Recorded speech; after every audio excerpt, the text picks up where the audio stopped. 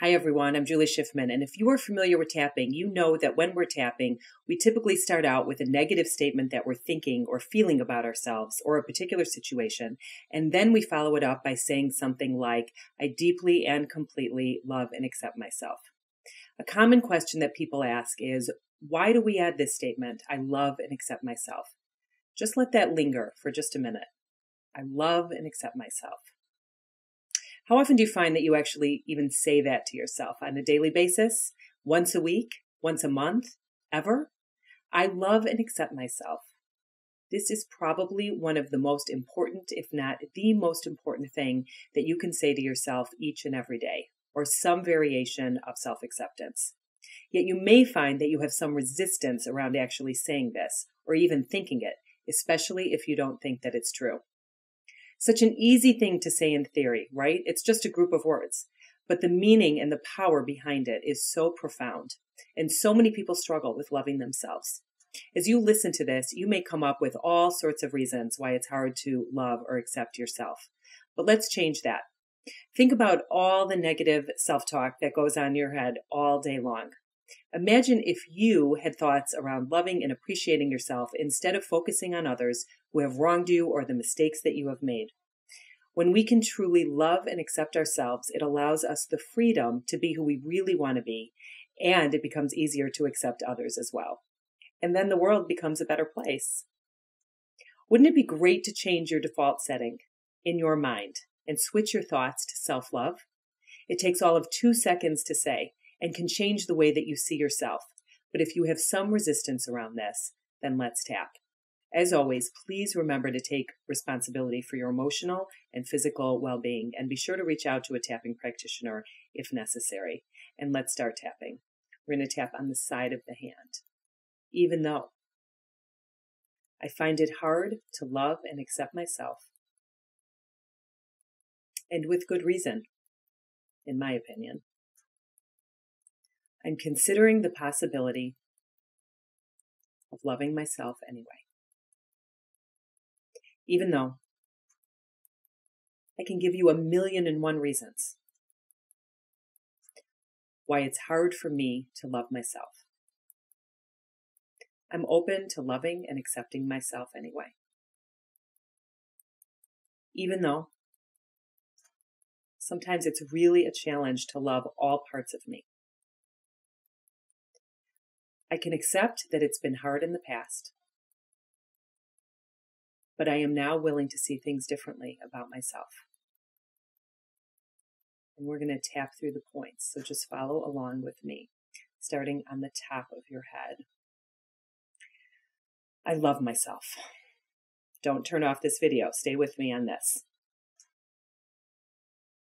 I love myself. I love me. It's not always easy to say this. I have a whole list in my mind of why it's hard to love myself. I've made mistakes. Or I think I've done bad things. Maybe I've said things that hurt others. I don't like who I see in the mirror. I'm not good enough. Or family members have made me feel like I'm not lovable. Maybe I think I can only be loved if I have achieved things in my life. If only I look different. If only I weighed less. Or if I were smarter. Better looking. If only I made more money. Had a healthier lifestyle. If only I weren't single. If only I exercised more. If only I had more friends. If only I felt like my parents loved me more. If only. So many reasons I have for why it's hard to love myself. I wonder if it's possible to shift my thoughts about myself, beliefs about me, are simply thoughts I keep thinking.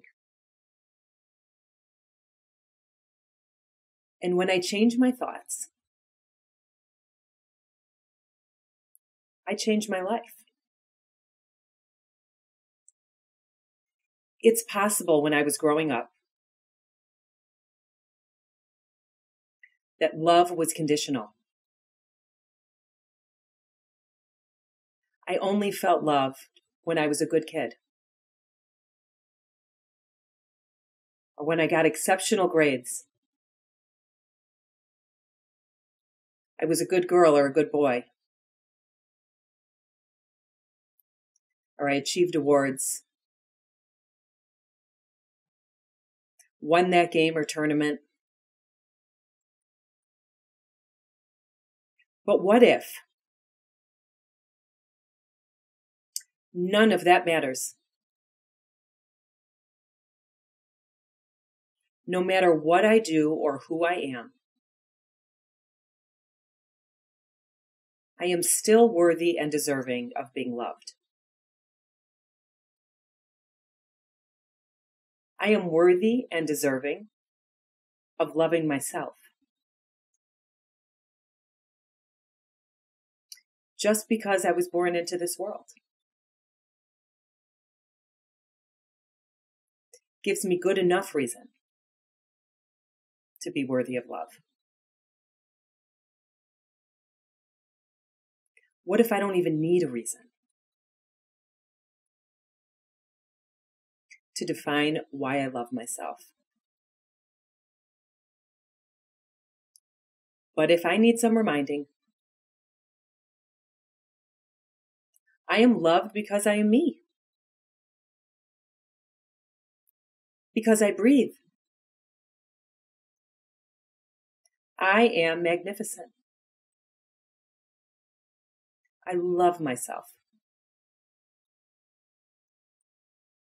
I love my body. I look in the mirror, in my eyes, and I am learning to like what I see.